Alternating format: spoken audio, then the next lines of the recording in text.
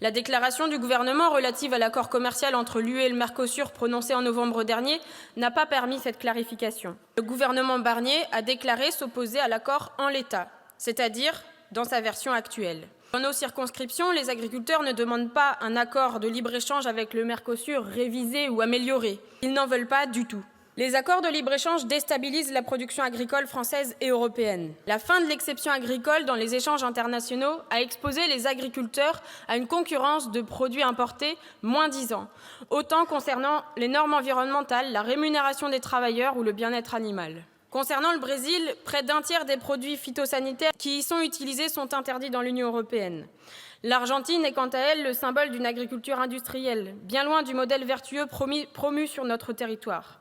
Sous couvert de compétitivité et de mondialisation, les dirigeants successifs des 25 dernières années ont laissé les agriculteurs dans les mains d'un marché vorace. Le modèle de société que nous voulons est une agriculture à taille humaine qui valorise les territoires ruraux.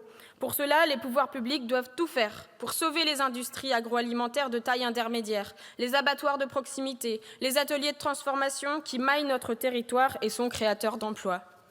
Chers collègues, par cette résolution, vous avez l'occasion de vous prononcer clairement et sans ambiguïté pour ou contre un accord de libre-échange entre l'UE et le Mercosur. 77 contre 0, l'Assemblée nationale a adopté.